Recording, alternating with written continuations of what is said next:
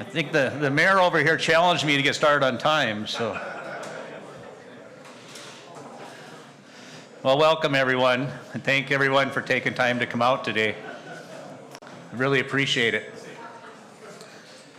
Well, let me begin with, my name is Mark Watney. I serve on the board of governors of the Grand Farm. I believe I was asked to serve on there. I believe it's because I bring a farmer background. I do farm near Belleville, North Dakota. Ooh, somebody likes. Anyway, the Grand Farm has just been a huge excitement for me and for many others. And of course, today is just a huge day. If you really think about it, the farm's been operating south of Fargo here, really with not a lot of facilities, starting that process of developing itself into something that someday will be quite impressive, as you all will see here into the future. And at the same time of operating the farm, showing off some of the technologies that they've been able to bring to the farm already, it's been just awesome. There's been people out there, there's been groups out there every week, and they've been looking and hearing and seeing about some of the future this concept holds. Now, I'm very fortunate. I get to travel the world, and I will tell you that there is a great success of agriculture production in the United States. But around the world, there's a whole lot of technology that we aren't quite experiencing yet. And I think the Grand Farm is going to be the tool for us to get that technology here and allow us to experiment with it, allow us to educate not only the farmers, but the consumers, and hopefully develop a good relationship as we further our ability to produce and to deliver on the necessary food production system this nation needs. So we need to be the leader. This is going to be one of those tools. It's not just about the autonomous side of technology. There's going to be an endless amount of technology that a lot of us never even thought about. And we're going to see a private and public partnership. We're going to partner with the Land Grant University here in Fargo, and we're going to partner with agribusiness and just a lot of other groups that are entering into this great stage of newer technology. So with that, I want to thank you for joining us today for a major announcement of the North Dakota Department of Commerce Grant Funding Award to the Grand Farm to advance autonomous agriculture technology. We are honored to be joined today by Governor Bergman for this announcement, also joined by Senator Sorveg, Representative Howe, Ron Halliday, a farmer, and the Grand Farm Director, Brian Carroll. At this time, I'd like to introduce the governor. I'm looking to see if he's here before oh, there we are. Governor Bergman is the 33rd governor of North Dakota. He brings a business leader's approach to diversifying the economy, creating 21st century jobs, and revitalizing our main streets. Governor Bergman helped lead Great Plains Software from a small startup company in 1983 into an award-winning tech firm that employs thousands of team members from more than 220 cities across North Dakota. As CEO, he helped lead it through its initial public offering and acquisition by Microsoft Corporation in 2001.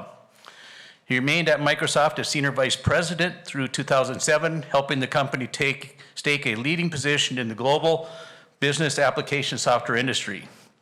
In 2006, he founded the Kilbourne Group, a real estate development firm committed to creating smart, healthy cities through vibrant downtowns. In 2008, Bergman co-founded Arthur Ventures, a venture capital firm that invests in ambitious, mission-driven software companies. Bergman grew up in Arthur, North Dakota, and has maintained his commitment and connection to his roots through the family farm partnerships by serving as a member for the Arthur Companies Incorporated, a diversified agribusiness company founded by his grandparents in 1906. And through ranching partnerships in the Badlands of western North Dakota, Bergman's small-town upbringing and agricultural roots laid the foundation for his shared values of respect for the past, gratitude, the present, and the inspiration for the future. Let's welcome Governor Bergman.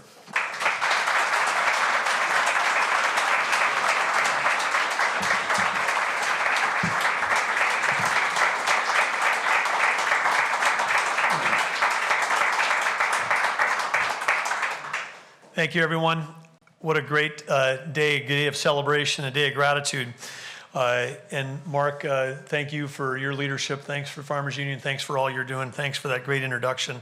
But one of the things that's fantastic about our state is that it seems like when we want to get stuff done, we're able to get everybody in the room that needs to make the decisions and then actually make those decisions and move forward.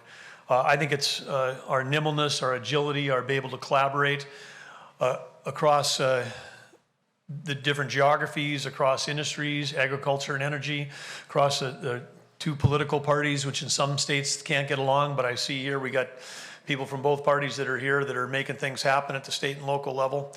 So I just think we got to take a moment of gratitude, all of us, and go, man, look how unusual it is that we're able to do this here, because this isn't happening everywhere. And this creates just incredible opportunities.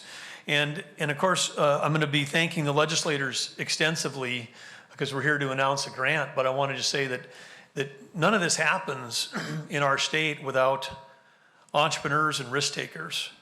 I mean, we're standing on more than 100 years of innovation in agriculture driven by hard scrapple, oftentimes farmers or ranchers that said, I see a problem and I think I know a way to fix it.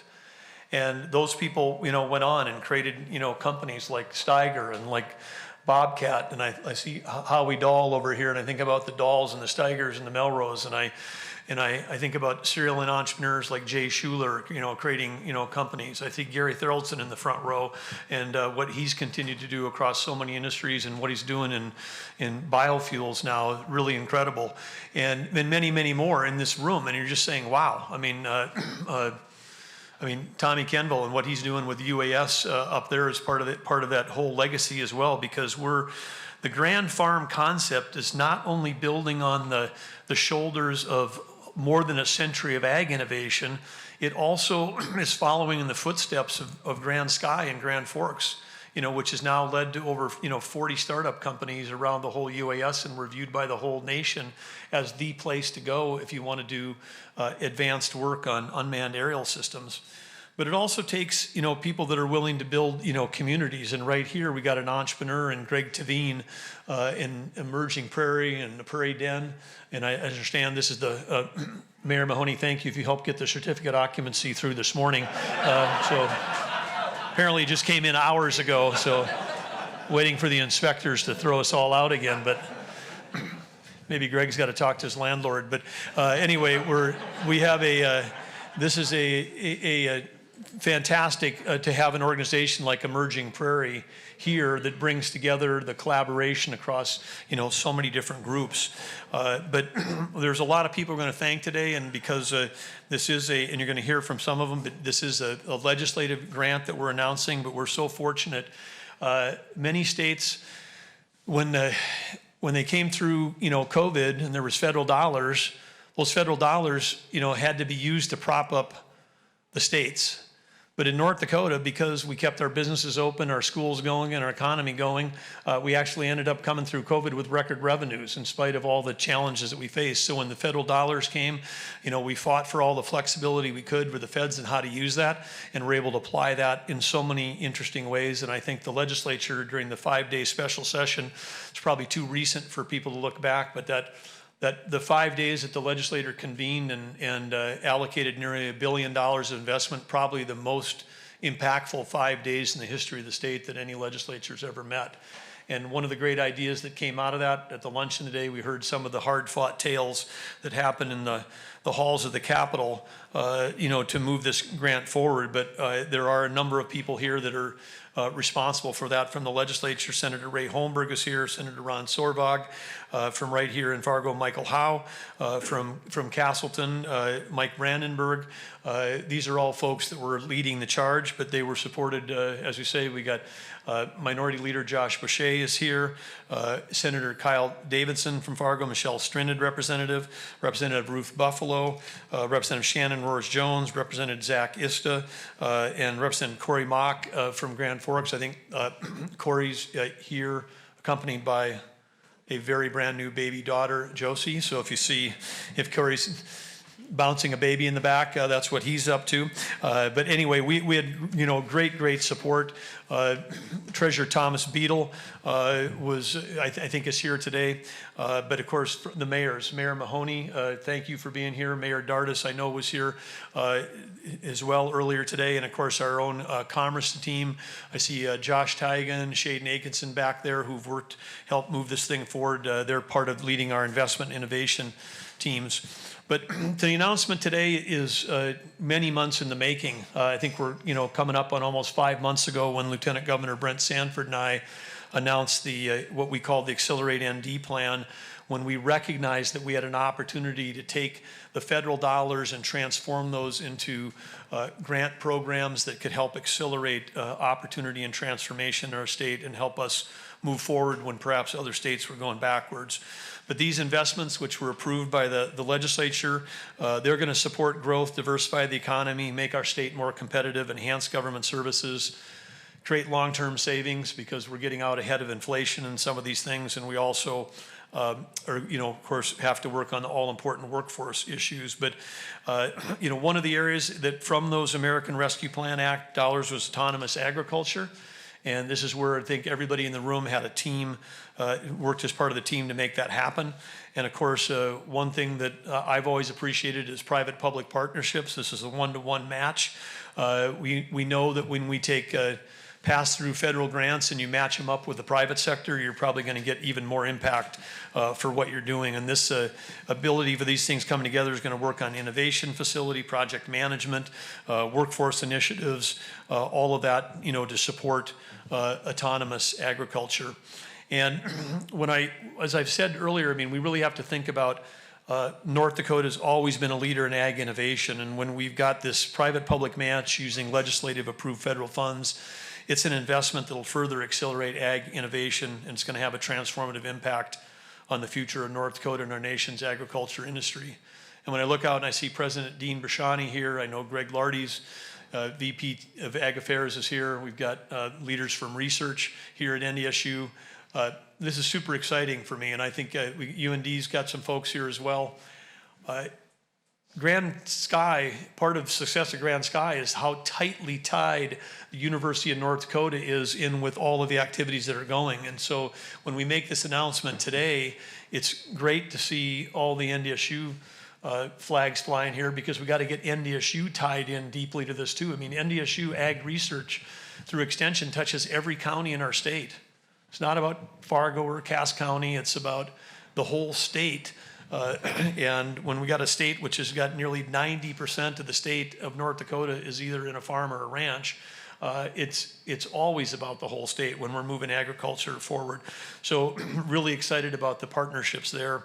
And so then today, with all of this background, the news for today, which I think is the least kept secret in the state, but it's my pleasure today to announce that based on the legislative actions of the 67th legislature signed into law, that gave the grant authority to the North Dakota Department of Commerce, and I'm here to announce on behalf of them that they have awarded a $10 million matching grant to Grand Farm to advance autonomous ag technology.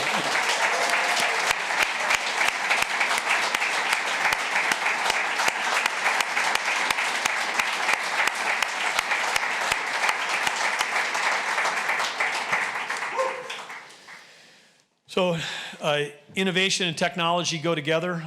It's fun to be looking here at the front row and seeing Jake and the guys from Bushel that are here. I know there's other things that you guys have got cooking, Gary, other exciting innovations that are happening, hydrogen engines, lots of other stuff that's coming along. There's so many opportunities where this can go, and it was great having a conversation with Joel Paulson here as well.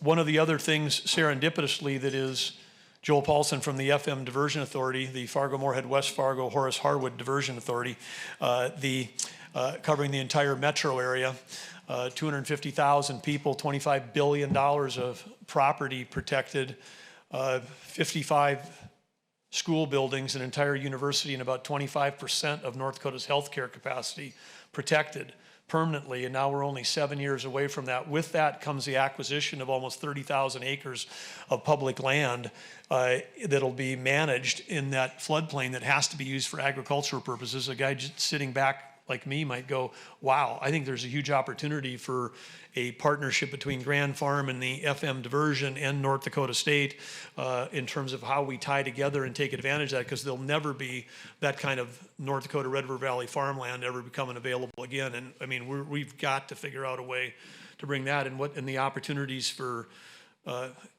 not just for ag research, but for game and fish and recreation and healthcare and DOT and trails that connect our two states. And with all the federal infrastructure money grants that are out there, everybody needs to stop looking at Bismarck for money and all get together and go, how can we have the most in competitive grant applications in the country to take advantage of some of these federal dollars to further enhance everything that we're talking about here? There's just an unbelievable opportunity for us to be able to do that. But when we think about, organizations that have vision, it was less than 3 years ago that I was joined on stage with the president of Microsoft, Brad Smith, who was here in Fargo to announce Microsoft's partnership and investment in Grand Farm. And I know Taya Spellhog is here, and Microsoft continues to partner deeply with this. So we want to thank they and other partners that are doing that and serving on the board. And then in 2020, just 2 years ago, we had Secretary of Agriculture Sonny Perdue actually at the ribbon cutting for the current test site, to launch Grand Farm. And then, and of course, the North Dakota Department of Transportation did its first demonstration of the state's autonomous vehicles there. And things have just continued to roll, continue to go forward, with the Cultivate Conference, which Emerging Prairie hosts, hundreds of leading technologists around and innovators and entrepreneurs around the country at the intersection of ag and technology. And as I said earlier, that the other thing that's happening in our state with our ability to store all the nation's carbon for the next 50 years, yes, all the nation's carbon, CO2 for 50 years, 252 billion tons of CO2 we can store in the jackpot of geology called the Bakken, not to mention the carbon storage capability of all of our soils that we have here. We have this, part of the reason why we have a over $30 billion backlog of not backlog, but identified potential investments in the state of North Dakota is because the ESG investing, the environmental social governance investing, is driving people to where they can add value to energy and agriculture and solve issues related to CO2.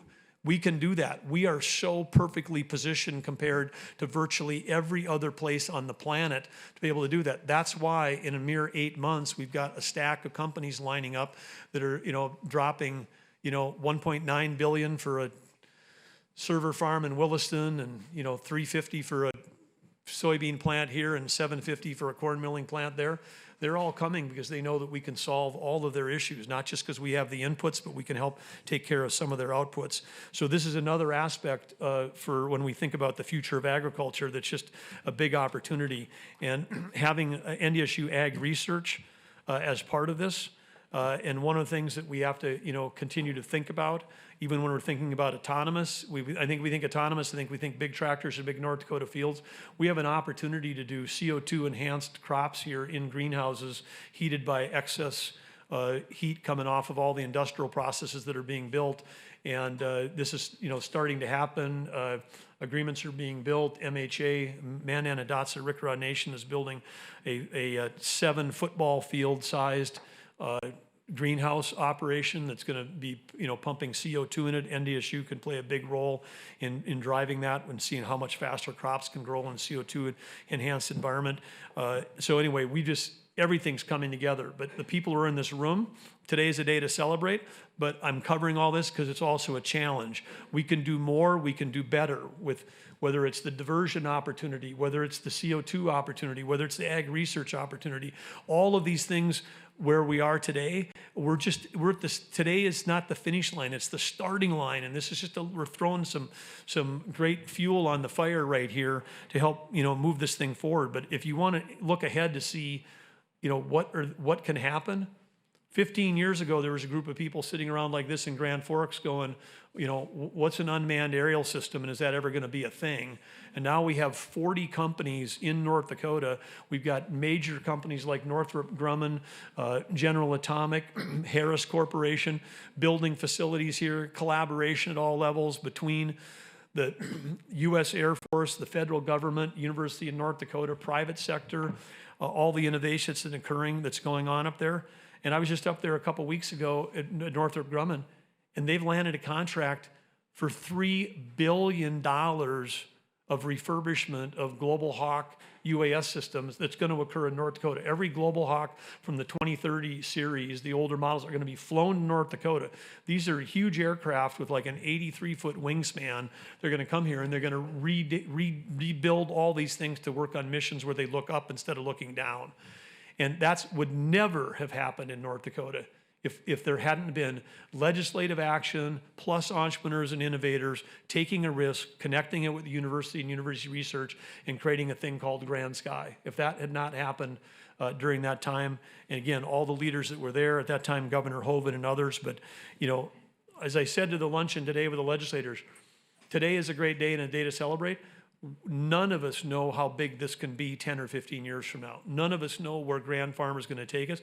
We just know that it is going to be something that puts us in the lead and has us a chance. And I'm going to steal a quote from Representative Mike Brandenburg that he attributed to Keith Kempenick, representative out west. But he said, in North Dakota, you can either eat dust or make dust.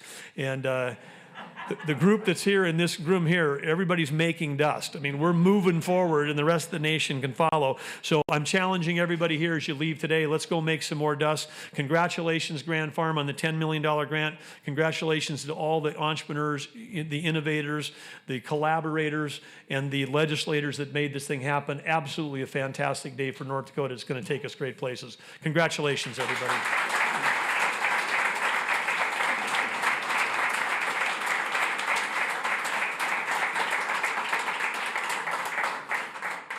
Thank you, Governor Burkham. Appreciate the kind words. And we also have a number of people in this room that certainly were very supportive of this. We're going to hear from a few more individuals that worked on this project specifically. Let's begin with State Senator Ron Sorvig. Senator Sorvig was elected in the North Dakota Senate in 2010, representing District 45. He serves on the Senate Appropriation Committee. He holds a Bachelor of Arts degree in sociology from Concordia College in Moorhead, Minnesota. Senator Sorvig studied at the Bohe Institution for Legislative Leadership Development, is a member of the Fargo-Moorhead West Fargo Chamber of Commerce, past member of the Prosper Farms Elevator Board of Directors, small business owner, and past commissioner for the Fargo Park District. Senator Sorvig and his wife, Carla, have 2 children and make their home in Fargo. Welcome.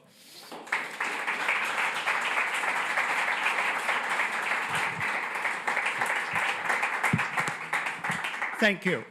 I'll keep it short because I know there's others that are going to be speaking. But I'm going to just approach this with some thank yous. We're getting a thank you as legislator, sure.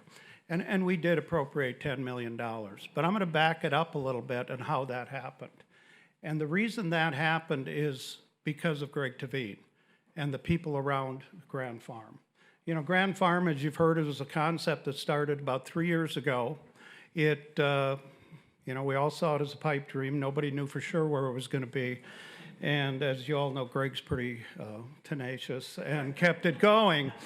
But where it really started was probably, a few months ago when a special session was coming up and the fact that there was going to be a lot of funds available. And as the governor alluded to, we had a great opportunity to use them for more than just bailing out because things have gone bad, because North Dakota's doing good. And I know Greg visited with Representative Howe and me quite a bit, and how do I go about this?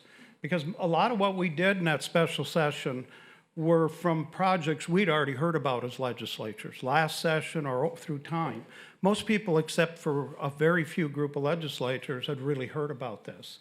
And Greg reached out, what do we do? And I think we pretty both told him, get out and talk to people, and he did. He went out and explained this project. I'd get a text about every day. I was meeting with this person and this one, and this is what we talked about. And so we're getting credit for appropriating that money. We did our work that legislators do amongst each other. But to lay the good groundwork and the background that he did was really key to how this worked out.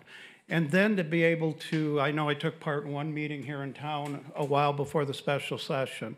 And it wasn't just Greg and a couple of the real idea peoples, but there was people from the ag industries, leaders from the ag industry that were there. And when you see that background, you realize that this is going to go somewhere, and this is going to be something. So that made our job easier. And I just want to touch on one thing, why I personally think it's such a great idea. I like innovation. I always tell the story, I quit farming in '99, but I do go run tractor, plant, run combine for my brother and nephew. And when I first started doing that, when they got auto steer, I said, I don't really need that. I know how to steer a tractor. And it didn't take long after the one time I had to crawl in the one with auto steer that why that's there. And I know that's simple compared to what's going on here, but it is really the basis of it. It isn't about comfort of the operator. It's about the savings of not overlap spraying or wasting fuel. It's all the things that technology bring. And when you look where this can go, and not only the labor shortage, but our farmers run a lot of dollars through their operations nowadays. It's big business. But we all know that run businesses, at the end of the day, the only thing that counts is the bottom line. What's left at the end of the day, irrelevant of how many dollars you go through. And technology is the way that we can make farming more profitable.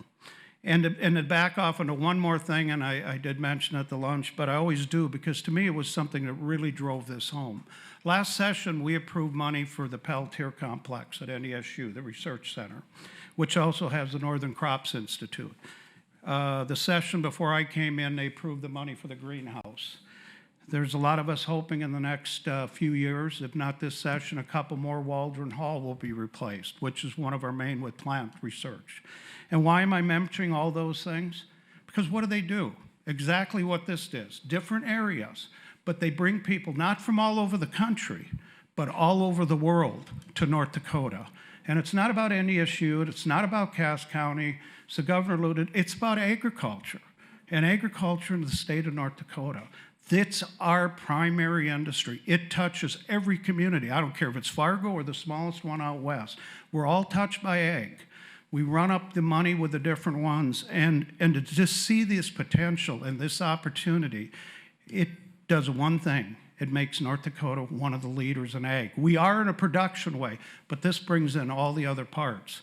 So I'm glad there's all of you here to celebrate this. Yes, the legislature approved the little money, but at the end of the day, let's just celebrate. This is a great project, and this is good for North Dakota. So thank you.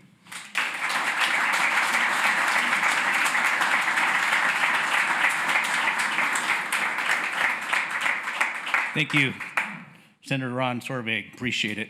Next on the agenda is Senator Representative Michael Howe. Representative Howe is a fifth-generation family farmer from Castleton and was elected to the North Dakota House of Representatives in 2016, representing District 22, a large rural area of Cass County. Working alongside his father Jim as a managing partner of Howe Seed Farms, Michael has navigated the challenges of ups and downs in the agriculture economy by bringing a conservative approach to his business. Representative Howe is a member of the House Agriculture Committee and Water Topics Overview Committee, and a current member of the North Dakota Grain Growers, North Dakota Corn Growers, and the North Dakota Farm Bureau. Representative Howe and his wife, Katie, live in West Fargo.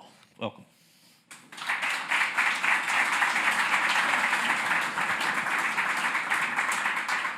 Well, this is pretty cool, especially Greg, to have the first event to be a Grand Farm announcement like this. Thanks, everybody, for being here. It's a day of innovation, but it's a day of collaboration, too. It was touched on a little bit earlier. All these collaborators, we've got North Dakota State University of Higher Education, Microsoft, the private sector. We've got the North Dakota House of Representatives, the North Dakota Senate, Republicans, Democrats. All these people that jump on board with the Grand Farm. Senator Sorvig touched on it. This was the first crack at it. And through Greg's hard work and the efforts of my colleagues, we were able to push this through within our 5-day special legislative session. And this isn't just a Cass County project. It's not a Fargo project. This is North Dakota. It was heavily influenced by Ron in Fargo, Senator Holmberg in Grand Forks, Joan Heckman, the Senate Minority Leader in New Rockford, Keith Kempenick in Bowman, North Dakota. This was an idea that wasn't just pushed by Cass County legislators. And this is what I think was the coolest part about this. It was legislators, once they found out what the benefits of Grand Farm is, what it can do for the future, it was really cool to see everybody come together and rally behind this idea. So I'm just going to leave it short there. I think it's a day to celebrate this accomplishment, what's ahead, and to celebrate the collaboration of really both chambers of the legislature, the executive branch, and every corner of the state coming together and rally behind this idea. So if we were successful in those 5 days of legislative session, I know there's still a lot of work ahead. I think the one-to-one match, if we can extend our federal monies and match it, it's going to be a really cool thing for North Dakota agriculture and really the United States. We're going to have a prime location with the best soil types in the world, and all that's going to happen right here in North Dakota. So thanks everybody for being a part of it.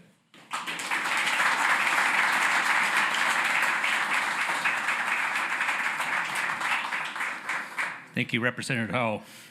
Next on the agenda, I didn't get a formal introduction for this gentleman, but he is a farmer in Cass County. He is married, has a couple children. I'll guarantee he grows corn and soybeans because that's almost automatic. And somebody said he was slightly taller than me, which is probably true. And I'm pretty sure he's better looking than me, and he's really big, so I'm not going to say anything bad about this guy. So welcome and come up and talk. He's very much into technology and very supportive of the Grand Farm. So thank you, Ron Holliday.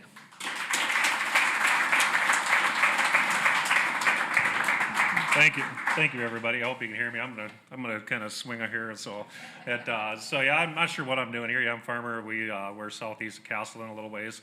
We grow corn, soybeans, and Greg called me and he said, "Ron, you're not very political, are you?" I said, "No, I'm not very political at all." And he said, "Well, we got this thing going on with Grand Farms. You come get everybody excited about farmers, you know, how they like technology, you know." He said, "There'll be a lot of people here. The governor will be here." And I was like, "Yes, the governor's going to be here. I finally get to meet Kristi Noem." Woo! Yeah. It's like, yeah. Wrong state, buddy. Okay, so that's no, Mr. Burgum, appreciate everything you've done for us. You're doing a great job. And but when it comes to technology, I mean, we are all in a technology. We had an autonomous tractor out. It was great. I said every autonomous tractor right now should come with a side-by-side so grandma can go out and rescue it when it doesn't want to move, because we got to move it 10 feet. But, you know, it's, you know, when it comes to, you know, technology, you know, we got seed. You know, we're looking at seed. By the way, Greg just told me I got 3 minutes too, so I got to hurry. So, you know, we're looking at placement of seed. You know, I'm going to come back down to the basics with the farmers a little bit because, you know, we're just looking at, you know, selection of seed, you know, placement of seed, you know, planting it. You know, our planters really haven't changed a lot in the last 50 years. Our technology has got better on our planters, but what else is out there? I do not know. You know, harvesting, you know, logistics, you know, putting it in the bin. Once it's in the bin, you know, technology, how do we take care of that? How do we get it to consumers? What quality is in there, you know? The bushel app right here, man. I love the bushel app. We use it all the time. It's like, but there's so much more I think we can do there. And I think, you know, there's so many things that are going on. And it just gets so exciting when you stop and think about it. And how do we get that all together? I've got no idea how we get that together. But you know what? Grand Farms is a great place to start. I mean, it's a great place, you know. And what the future, there's things going on out there that I can't even think about right now that it just blows my mind. You get these young kids in here and they start talking about all this stuff and it's like, I didn't even think about that. You know, I mean, it's just crazy to me, you know. And so we get back, you know, that bushel app. I love the bushel app, but I think there's just so much we can do if we can just bring that to our bankers, you know, on a live, you know, every day, so our bankers can see that. What's that do, you know? So come November 1st, if there's a piece of ground or a tractor or something I want to buy, boom. I don't have to sit there and put it all in a spreadsheet. Bang, it's right there, you know. So, I mean, it's just not about autonomy. It's about just the whole gamut of things. And I'm excited to see what happens, what Grand Farms brings us in the next 30 years. I'm just excited about it, you know, because I only got about 30 years. After that, I can just dream about what's going to happen. You know, so thank you guys very much for all your hard work. I really, really appreciate it. And it's been great. And there's a lot of people in here that it's a little overwhelming for me. I'm not a public speaker, so it is what it is. But thank you guys very, very much. And technology is going to be great for us. And thank you.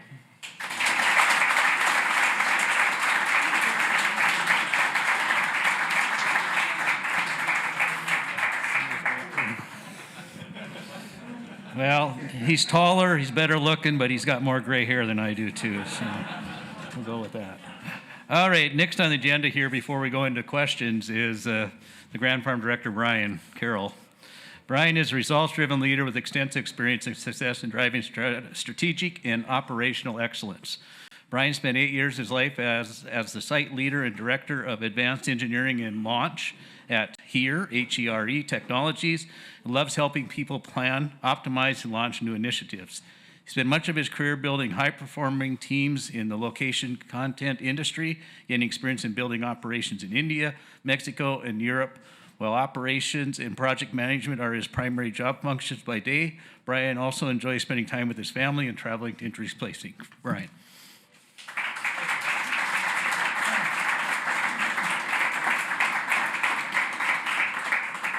So the Grand Farm is designed to energize ag tech, and today we're energized by this award. And I have to first off thank the governor and his administration for this, along with the legislature as well. Without that, this would not have been possible. What we're going to do with this award is build off of what we've done up to this point. We're going to replace those tents, the porta potties, and bring a permanent structure out to the farm and bring thousands, millions of people into this community. In order to get to that point, it's all about community partnerships and collaboration. And there's a couple people that really made this day possible. We'll go back to the start. Barry Batchelor challenged our community back in 2018, and he said every great community should declare its major to the world. What will our major be? Well, it's pretty obvious. It's got to be ag technology. The second group that really helped us was the people that really believed in the mission, and that's Kevin and Stacy Bifford. Upon hearing about our major, they donated the first farm, 45 acres in South Fargo in Horace. That's what launched this capability and brought the idea to a new reality. With that, we needed to have our first project. And so we talked to Dr. Lardy, Dr. Casey, Dr. Hsu, and they said, let's put some research out there. That first project that we did out at the Grand Farm has now led to over 320 projects, and we're bringing thousands of people together around that activity. With the projects, we needed partnerships. And so the first big partner we had was Microsoft with Taya and her fine leadership. That one partner has now led to over 53 partners. And so when you combine the partners in the projects and bring that collaboration together, the possibilities open up.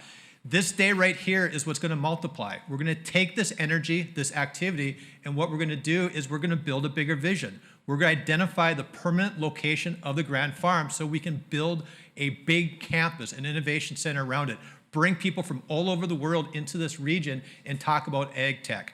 The other thing that we're going to focus on is bringing in world-class organizations. We will be an R&D and tech hub for agriculture. There's so many companies that are out there that don't even realize that they're in ag tech. We can identify opportunities to take technology, point it into agriculture, and solve real problems.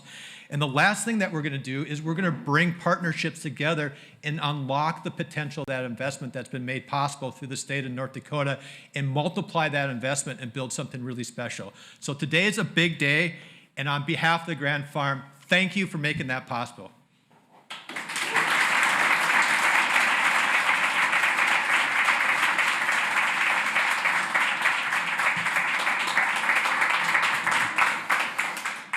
Well, thanks everyone for coming. We are going to open up for questions. I'm not sure who's answering these questions. I'm good at questions answering. They're not always the right ones, but I can answer. But anyway, is there any questions for anybody today that wants any further information? Question, private sector matches? Yes. Are they lined up in the works? How do you leverage the grant from the legislature? I'll let Brian answer this. So today, we also started our capital campaign, and so we will identify a series of partners that will lock the award in order to match the full value of the Grand Farm Award. So someone here is going to write the first check today, is what you're saying? And I know your name, Peter. Yeah, Scott Hennon first. As far as the new facility you were speaking about, when are you guys aiming to build it? Where will it be located? Well, we are going to be aggressive. We want to start breaking ground this fall. First, we have to identify a campus location. That's going to happen really soon. Once that happens, we'll raise the capital, and we want to break ground in the fall and be ready for operations out at the Grand Farm by next year. We want to replace that tent with something more permanent. How much will it cost, you guys think? And will it be of any difference to taxpayers at all? Well, right now we are in the evaluation phase. So we've identified a series of requirements from our stakeholders in terms of what they like to see from an innovation center. And we'll start working with the contractor, start working with some engineering designs, and that cost structure will become much more clear once that work is complete and based off what we can raise as well. Ryan, follow-up question. The governor mentioned the collaboration with NDSU. Talk a little bit about the shape that will take. Well, it's key and central. I mean, to be number one in ag tech, NDSU is the number one partner for that. And so the first step that we've done is around projects. We've identified different projects. And what we want to be able to do from a Grand Farm partnership is bring industry into NDSU, the ability to make those connections. This is what literally happened at the Grand Farm. When we did our first project with NDSU, we started bringing our startups out there and other industry leaders, and then we saw the collaboration start to occur. And this is a way in which research can get in the hands of people that can commercialize it, be able to apply it in different ways around it. And that's how we evaluate our success, is the activities that we're able to generate, and NDSU is that first catalyst. Can I ask the governor something? With regard to the cross potential between this location and the diversion project, explain that connection again. Happy to, and of course, if you would follow up, Joel Paulson is still here, but the diversion, of course, is meant to protect the largest metro area in the region from catastrophic flooding, which means that the actual holding of water upstream may occur only once every 20 years. But when it does, but it could be flooded, so you can't build structures in some of that area. So it's going to have to remain agricultural land in some form, or wildlife zones, or natural habitat. I mean, there's going to be all these uses for it. But one of those uses could be for ag research. There's still places in the world and here that could have flooding. I mean, you could do research on flooding as, you know, over a long scale, soil health. I mean, there's just there's a rare opportunity. I mean, when we think about some of the state lands that the state owns, the state is the largest landowner, and the collaboration with extension going on in all counties. But this is 30,000 acres. I mean, this is a rare opportunity to have 30,000 acres that would have been private back into public. And so the combination between NDSU and Grand Farm to be able to do research or other things on that soil, as Michael Howe said, some of the best soils in the world, really incredible to have a platform for technology companies to be able to come and do testing. So anyway, I just think it's just an opportunity that isn't fully fleshed out, but it is a fact that the Diversion Authority is going to be acquiring that land. It's a fact that it can't be built on, and it's a fact that it's got these great soils. So I'm just putting it out here as a challenge to everybody. I think there's just a big opportunity to really take whatever Grand Farm was thinking about, and it could be really larger. And I'm having trouble answering because Jake's had his arm up for like 2 minutes. So. Do you want to answer the question? No, I have a question for you. Oh, you do? Okay, come on. Yeah, we want to answer that one. I just got asked. For clarity, who makes that decision with that land and how, so mostly for public pressures when this time comes? Well, I think it's the FM Diversion Authority would be the one that's making the decision. The Diversion Authority is a separate legal entity made up of representatives from all the, you know, both states, both counties, all the cities. That's the group. They've hired Joel to be their executive director, but that board would be the one that would be making those decisions.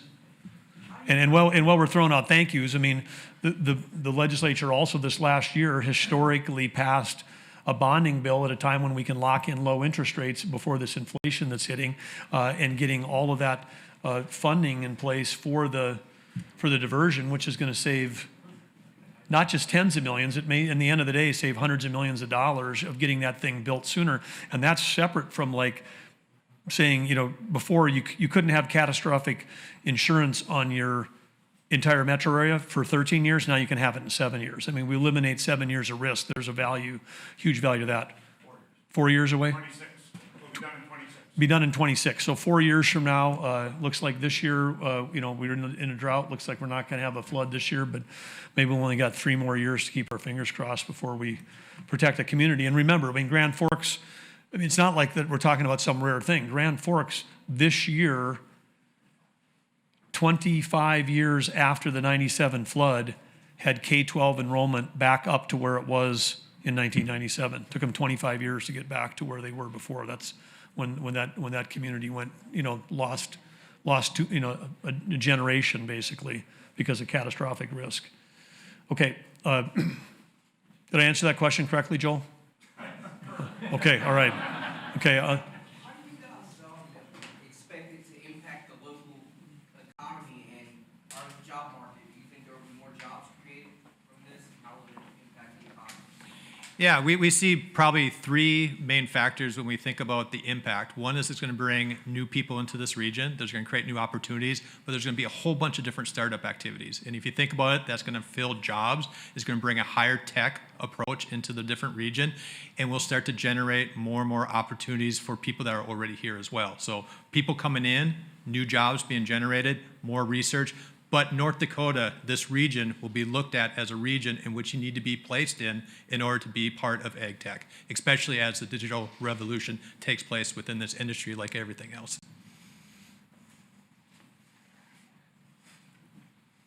I'd like to ask Mark Watney one question. So your organization is behind this, and an important organization, but also is one that is quite emphatic about family farms, and here you're talking about technology that some worry is going to displace farmers.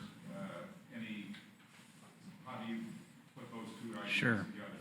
together? It's a really good point, but actually I think the technology will help with it. There will be tools that are going to enable farmers and ranchers to become more efficient. I think the Grand Farm will be a test spot for us. Farmers will be able to go and see what fits their operation the best and hopefully incorporate it in. For those of us that have been adopting technology, there's stuff we get that doesn't really do anything, doesn't really help much. I change my iPhone every 2 years and it doesn't do any more than it did before, maybe take better pictures.